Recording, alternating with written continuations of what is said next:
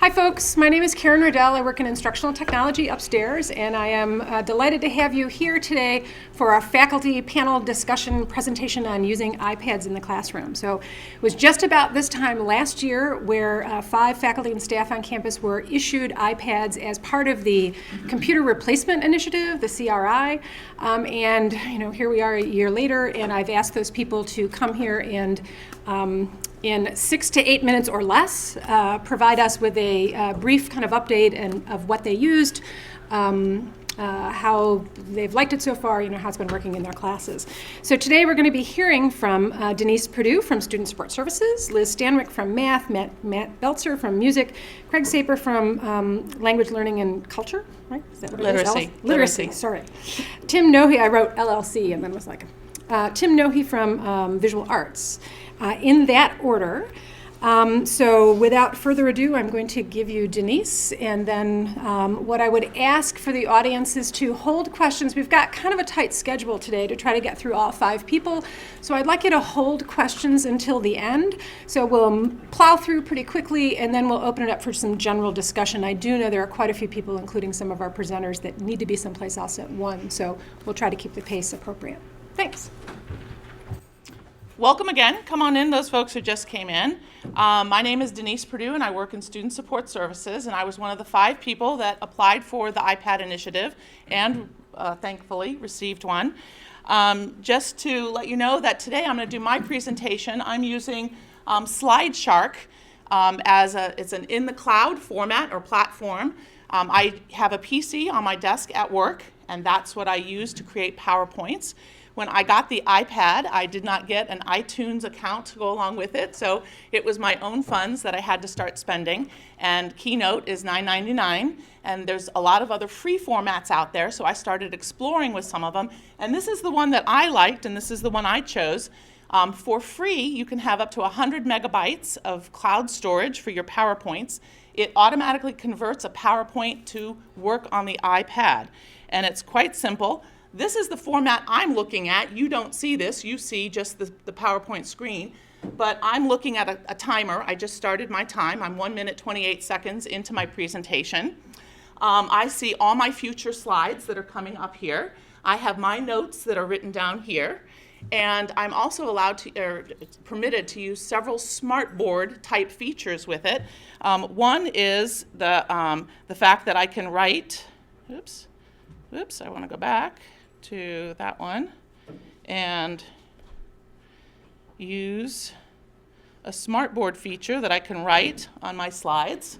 Okay, if I didn't want to use come on, get off, clear. I said clear. Yes, I said clear. There's also a capability of using clear. It's not. Are you sure you want to clear all your annotations on the slide? I said yes, several times. It's not paying attention to me. There's also a laser pointer. So just by holding and touching, I can actually use it as a laser pointer. The tutorial took me about 5 minutes to figure out. So for me, it was one of the nice things that I really liked. So that's what I'm using as my PowerPoint presentation format today. As I said, I work in Student Support Services, and when I saw the initiative, I thought, well, it can't be just open to faculty and using the iPad in the classroom, because the iPad had so many other features that we could use with our students with disabilities. Student Support Services serves all of our students on campus with disabilities, no matter what the disability type is. I happen to work primarily with our deaf and hard of hearing students. We have 25 deaf students on campus who use sign language, and we have about 4 or 5 other students who are hard of hearing.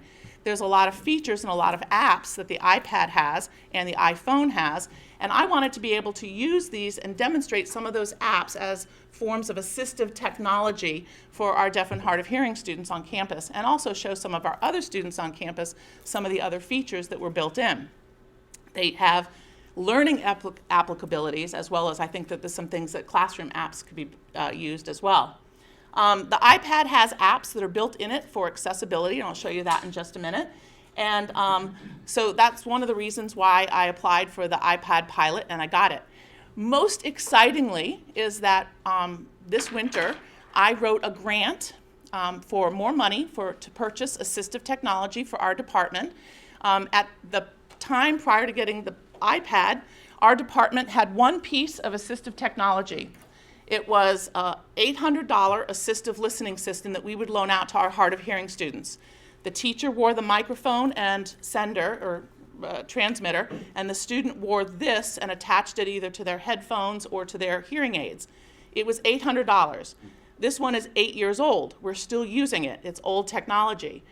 And in my grant, I said that we had this one piece of technology, and I had just gotten an iPad, and that was my second piece of technology, but I wanted to expand our ability to demonstrate and loan. I was funded the $5,000, which I bought 2 iPad minis, several sets of headphones, a MacBook, a whole bunch of apps, and a few other things. I have a balance of $546. I have to spend the money by May, so I'm still looking around for some other things. And one of the things I'm going to ask John to go ahead and pass around is that there is some software, actually it's an app, it's $4.99, and it turns the iPad or your iPhone into this $800 assistive listening system. So it's going to start going around. If you just put the headphones up to your ears, you'll hear it. But if you're curious as to where the accessibility features are on your iPad, you go to Settings, and down at the very bottom of something, General, there is the feature that says accessibility in it. And most of the features here you can turn on to zoom text, make the text larger for people with low vision. You can change the font, the background colors, white on black, black on white, for people who have vision issues and can't see certain colors. There's also the ability to speak to the text out loud for some textbooks that are on the iPad or PDFs that are on the iPad. And then there's for assistive touch, people who need to hold longer but not have a function happen because of some kind of motor physical disability, they can put the assistive touch on as well. The app that you're currently listening to as it's going around is called Sound Amp. It's by Ginger Labs. It's made for the iPhone, so you have to find it on the iPhone iTunes store, not the iPad iPhone store, but it is still accessible and works fine on the iPad. And then those are $20 speakers that I had attached to that.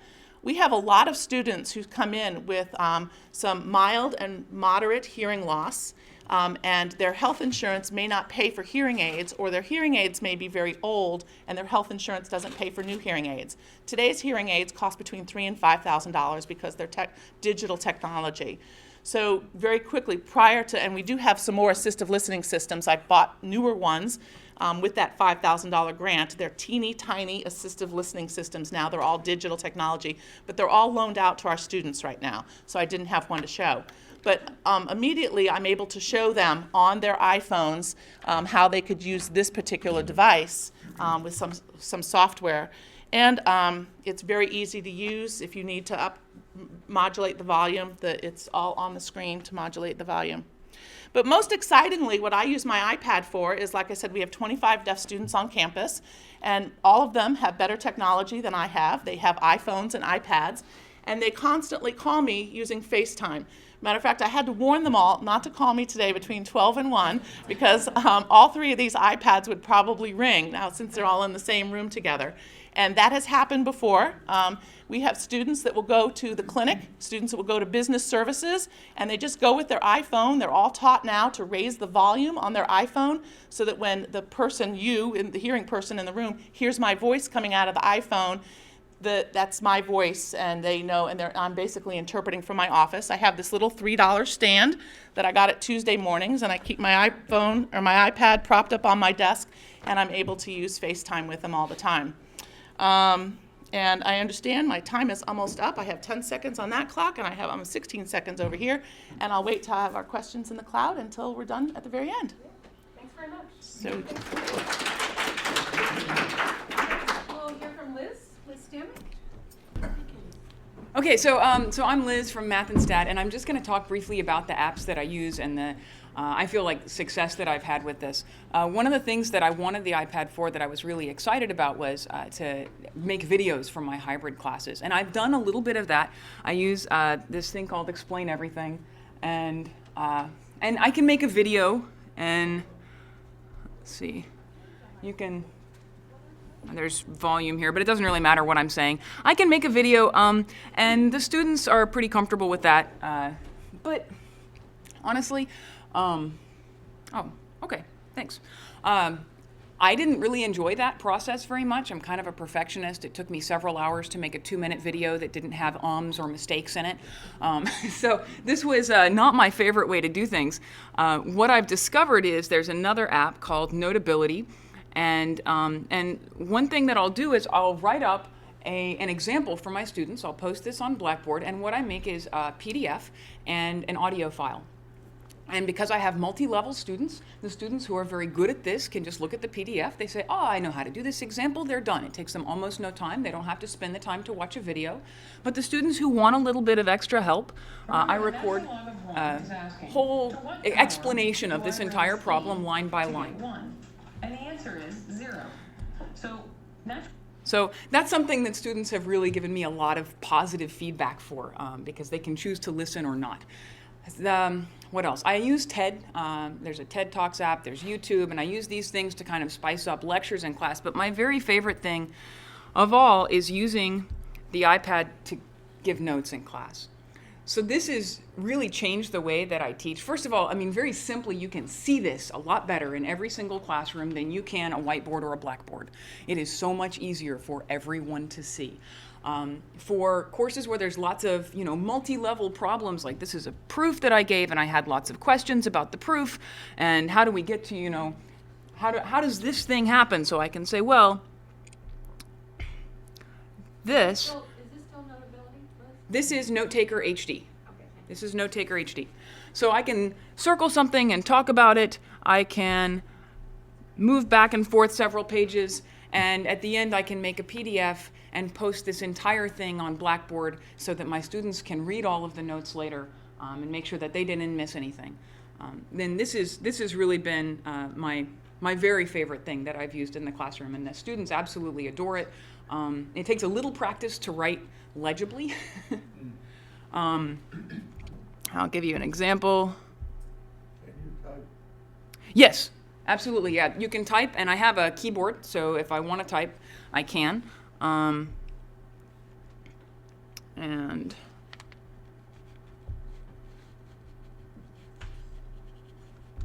What status are you using? this is, I don't know. I didn't pick anything special, just one that was, I don't like the short ones, I picked a long one. I've had pretty good luck with all of them, so. So with a few minutes, Liz,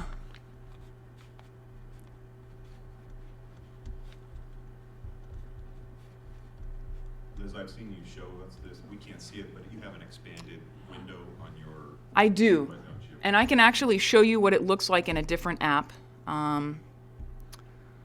So let me make a new one.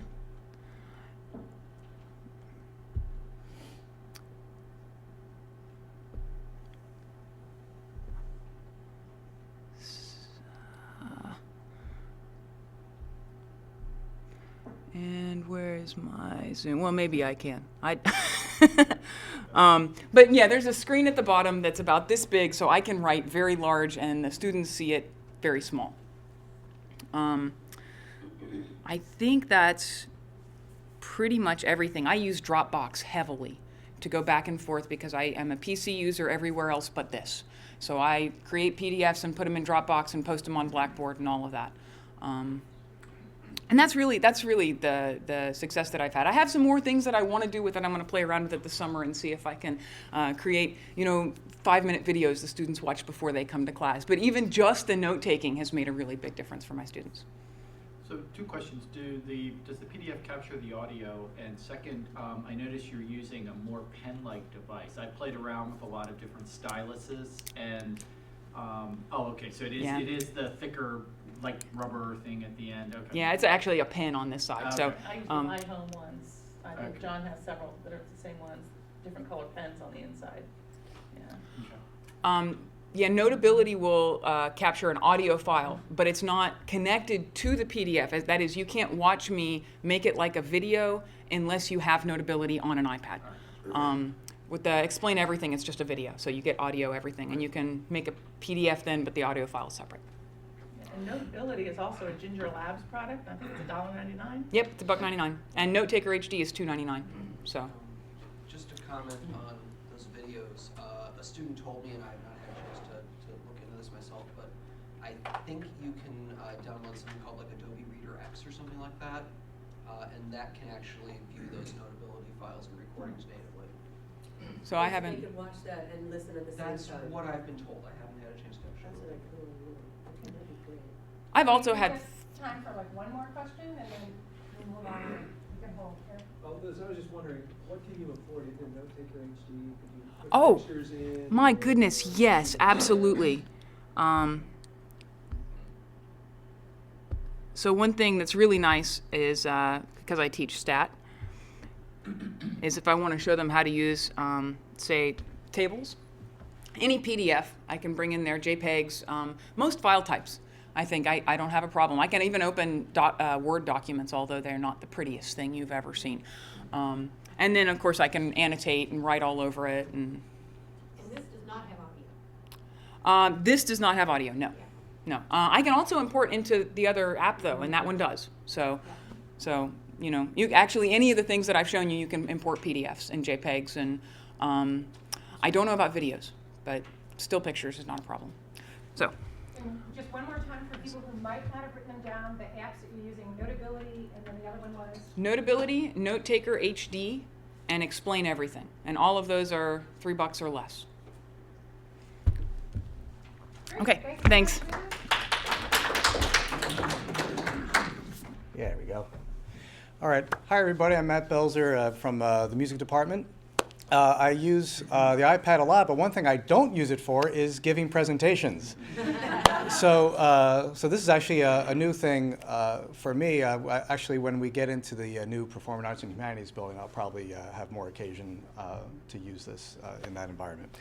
So the situations I use it in are in individual instruction, in ensemble. I direct ensembles. And classroom instruction. I also teach an online class that I've been using this in that environment too.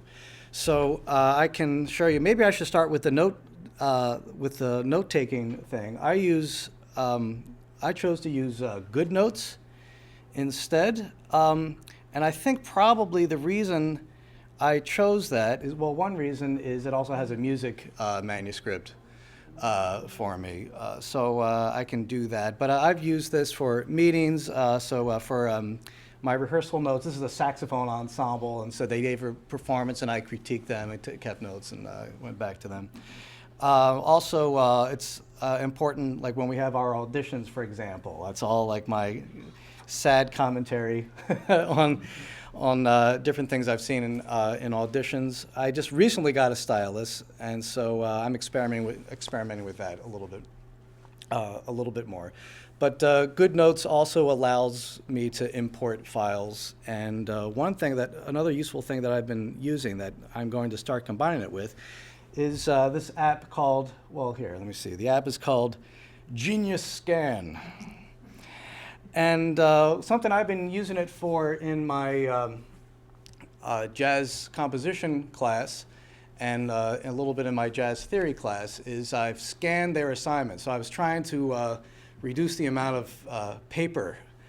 And I was able to kind of efficiently scan pretty quickly. My classes have about maybe 10 students in them. So they would have, this one particular class is project-based, so they would come in and do this piece of music that they composed. We would play it in class, then I would scan it, and then I can then go and critique it. Then I don't have to worry about their precious thing that they created being somehow destroyed or something that, or lost by me. And then I can refer to this later. It's been preserved forever. You can then I can email that to them with my comments on that. And something that I haven't done yet, but it's something I know I can do, is to then bring this, export this into GoodNotes and then mark it up that way. That's probably the next step that I'm going to do with that. I've also used that for in musical situations where a part needs to be copied, and so I'll just scan it right there and do it. The scanner works very well. I've also used it to take attendance This is a app called Attendance 2 that I think has worked out all right. So for example, and you can have settings for late and as well and online. And I haven't taken advantage of everything, but you can. I'd like to see if I can get this to work with my gradebook in Blackboard, and so I think if I monkey around with a little bit more, I think I'll be able to do that. And I've used Blackboard quite a bit. This is the last winter's online class that I taught, and actually, relatively recently, the discussion board has gotten a lot nicer. So I can do something like that and then post. And so someone's asking a question about that, and then that's my reply in there. That's worked out very nicely. In order to access the gradebook in Blackboard, so far I've had to do that inside a browser instead. Yeah, and sort of getting to do all the cool things that you can do with the gradebook. I do it on my laptop, but I can see that. I've experimented with using some of the other browsers. I actually had a little bit more success using the Chrome browser with the gradebook in Blackboard. Let's see, other things that I'm using it for would be, of course, all of the music apps here. You can see my tuner, a couple of metronomes, a synth. I use GarageBand quite a lot. I'll record, just basically using it as a, to record them. I'll video students, so when they're working on a performance, I'll take a video of them and then play it for them. I use Dropbox quite a bit as well. This is a Mozart sextet that the ensemble, one of the saxophone ensembles working on. But I'll also put my lecture notes up here for myself too. And so Dropbox has worked out really well. I also use Google Drive. I've also used Dropbox for, again, for just reading music right off of it. So we have a performance, let's see, it's not, I don't know if I have that, if I can do it within the deadline here in time, but maybe just take my word for it that you can read music off of this thing too and put it on a music stand and play. And then, of course, something that I've been able to do quite a lot is I can spontaneously give musical examples and say, well, that sounds like this, and then I can play something in there. And online, there's a great site for music that streams music. That's grooveshark.com that I use.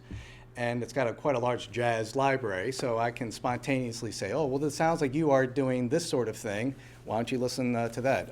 Right now, I'm teaching a jazz arranging class, and I can make a playlist in GrooveShark and then send them that link. But also just go right to that site from the iPad and then just play musical examples off of the playlist through my iPad. And so I've been using it in the classroom pretty well. Probably another thing I'm going to explore is actually getting a Bluetooth connection to my stereo system, so I don't have to monkey with this stuff anymore. Especially in my office, I have it kind of snaked around. And it's it's like I'm tuning I'm receiving the original stereo radio signals. So I'm exploring that. That way, hopefully I can just walk into a space, hook up the Bluetooth thing, and then press play, and it'll go a little bit faster. So, yep, that's all I got.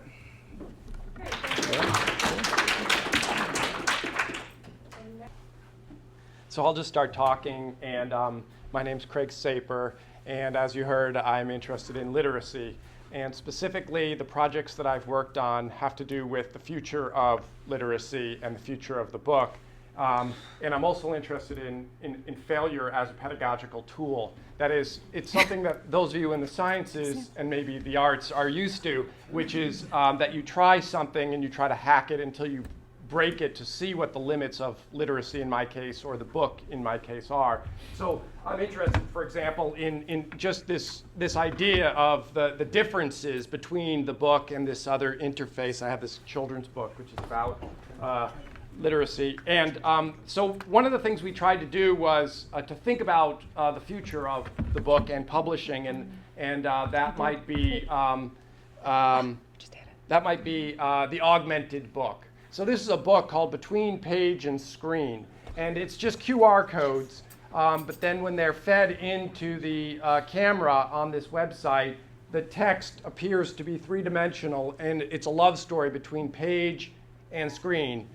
So instead of thinking of the relationship between this new technology, which often fails, and the old technology, which never fails but maybe doesn't take us to another level, we should think of it more like a love story. That is, the augmented book may be the future of literacy. So is it ever going to work?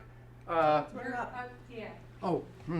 we're not to my web page there. There it is. Here's an example of the possibilities of an augmented reality. Below this, the iPad is a series of postcards and other images.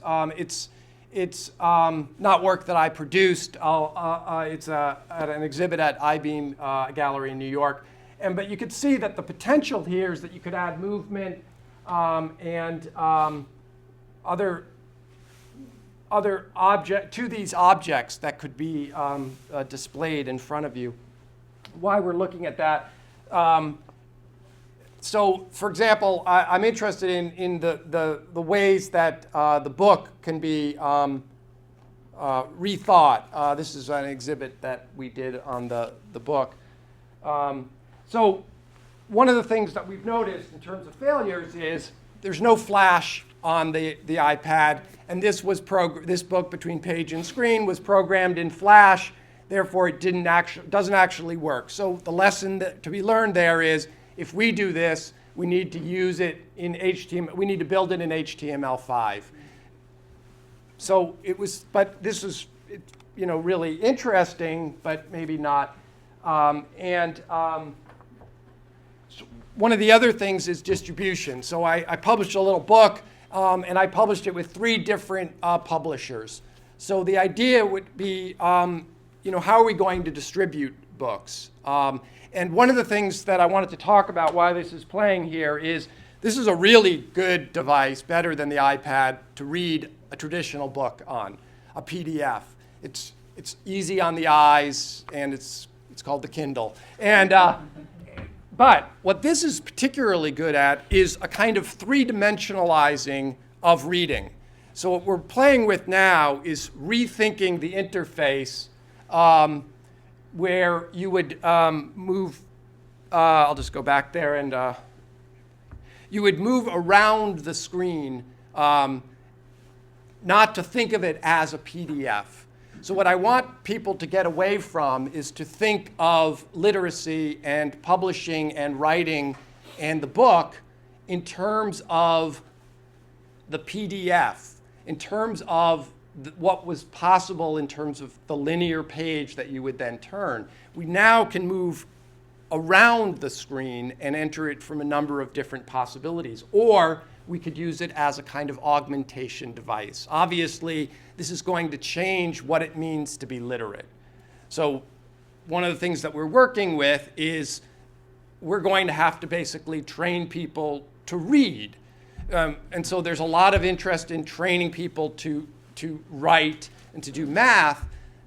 And there's very little interest yet, except maybe here at UMBC, to train people to read, because we assume mistakenly that we know how to do that. But we know how to do that in a very restrictive sense of what that might be. So I've been looking also at other models. I published a book where this person published, it's a critical edition of a work that was done in 1931. And you can see here that the print, the large print isn't the book at all. It's down here. This little smudge that you're seeing from the back row is actually the book. And it was written as a way of dealing with a new technology at the time in 1931, which was the beginnings of microfiche and microfilm. So the idea was, let's do an experiment in printing where we would print really small text. And the same person that did that produced this book, which I also produced a critical edition of, which was meant to fly by the eyes at rapid speed. Now these technologies our ancient history. We don't even have a microfiche anymore. Do we have microfiche in the library? I think we do, yes. Good. Woo. And in any case, we're now converting over. So the idea is that these printers, people like Nancy Cunard, who's an important printer and an avant-garde artist, and these books were produced by someone named Bob Brown, were at the time responding to these technological changes in rethinking what literacy might be. So that's sort of what we're playing with and trying to, I guess another way of putting this is hack literacy.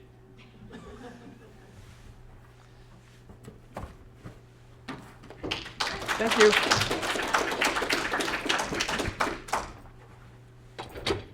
Thank you.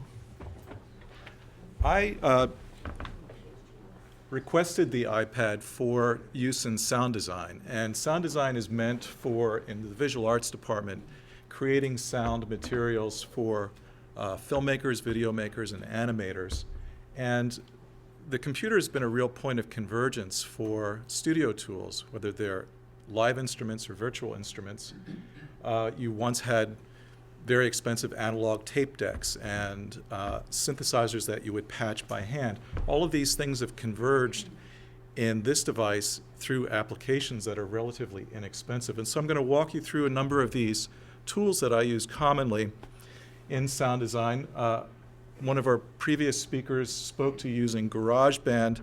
It's a sequencer that allows you to compose music. I'll bring up something that I made just for my kids' entertainment yesterday.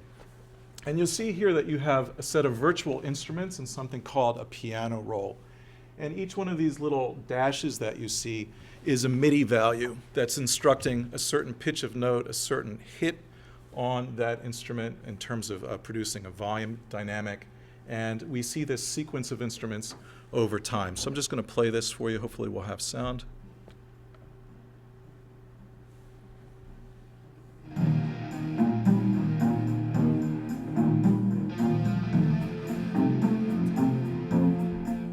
Just a little quick sequence to demonstrate that we have different voicings of instruments, but I can swap out any of these instruments if I choose to, and choose a different kind of synthesizer, for instance, and then audition that without having to call back a session player, pull out a certain kind of physical instrument, mic that, play it once again. So I have exactly the same sequence of notes playing back to this instrument.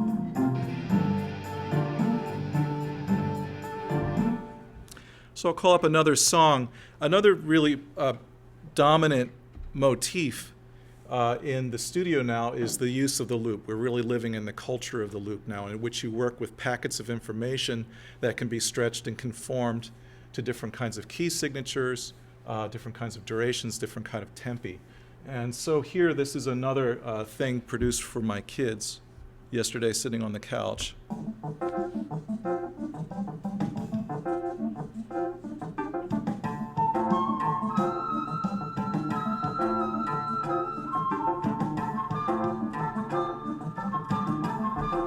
So these are all loops that are coming of pre-sampled instruments. And I can choose to drag and shorten them. I can choose to add loops if I want to and browse them by instrument, genre, etc. So I can choose to add an additional drum kit, a bass player, etc. I have got these virtual snippets that I can then drop into this application. This also allows me to work with another musician with GarageBand open through the network. And so we can have a virtual jam with different people using this application all at once. You also see here a virtual application for mimicking what a guitar amp or a bass amp does, as well as all of the pedals that you would have in your kind of headbanger pedal board. So I can have a fuzz, a distortion, I can have echoes and delays and reverbs, etc., all in this virtual set of pedals. Of course, I have a tuner. Another thing that I'd like to show you is a set of synthesizers. I'm old enough to go back to the tape lab days of having an old Moog patchable synthesizer, a tape deck, a grease pencil, and a razor blade to make my music. This is all being made now here, but with these synthesizers, I'm able to emulate those tools of the past that may have cost as much as a pickup truck back in the day for $2.99 or free. This is a great little free application called Bebot, and I used him recently at an experimental fashion show at the Baltimore Museum of Art. And he's a synthesizer that is touch activated.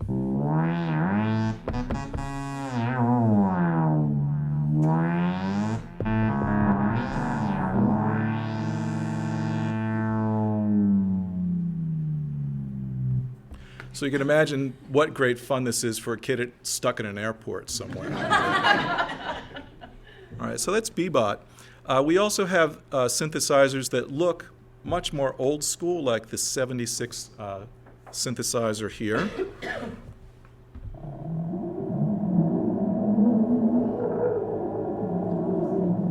A little bit like, sorry about that, hopefully we'll come back.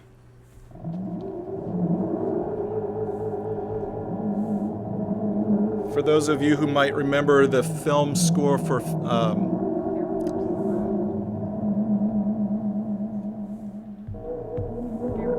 there we are. For Fantastic Planet, this harkens back to that. You have a set of pre-made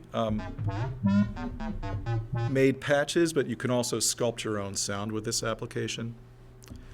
I'll show you another one that harkens back to the days of patch synthesizers in the 1970s. This is Korg emulation of an old patch synthesizer. Back in the day, this would have been me coming up with these sounds. And it's got a little bit of dubstep modernity in it.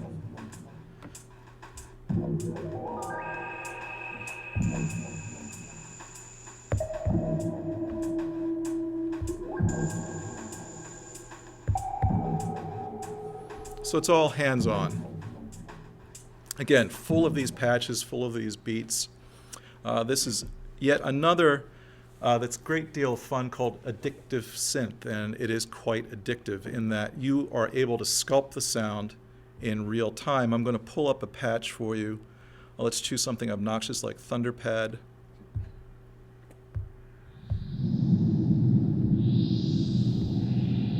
And I can choose to alter the filter and thus the sound, but I can also roll the dice to see how it changes the sound. Let me pull up another one for you.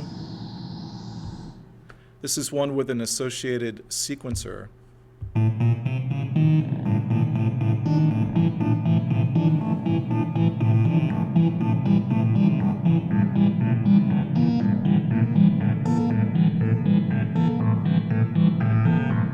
Let's roll the dice.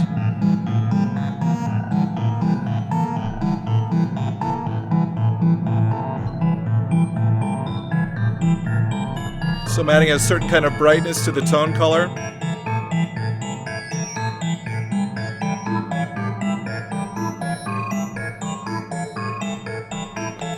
Again, there are depths to that synthesizer that I can't hope to show you right now, and hours of wasting to go on there. One of the things that you just heard in that pattern is a sequence of notes that can trigger an event within a synthesizer. And so here's a standalone called Little MIDI, and when I hit play,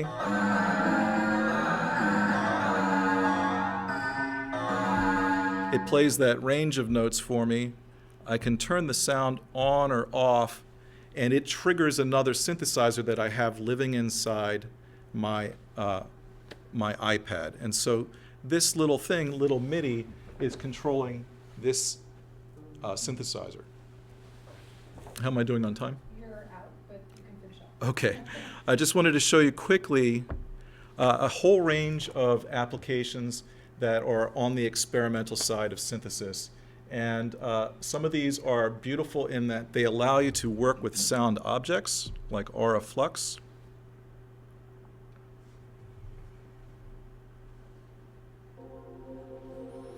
And you create ambient environments, and you populate those environments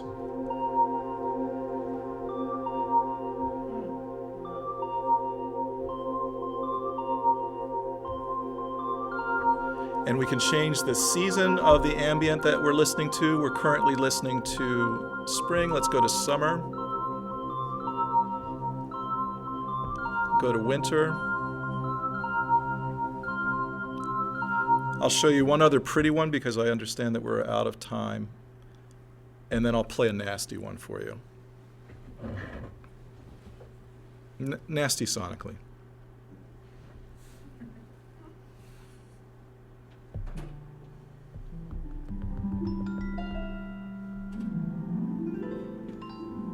Okay.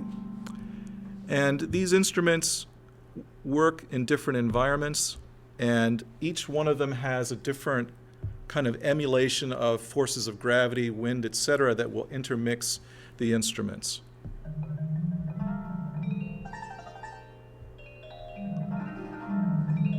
And so eventually you start to draw patterns that make these cloud-like forms.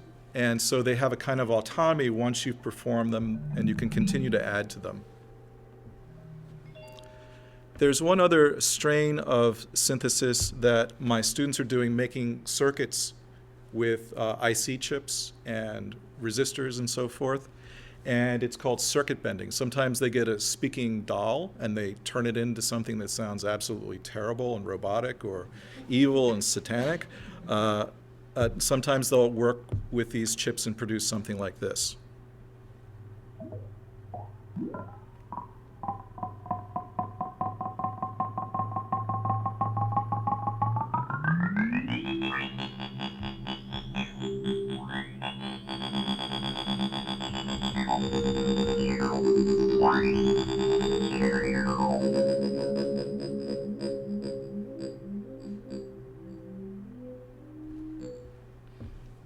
And that's where I'll leave you.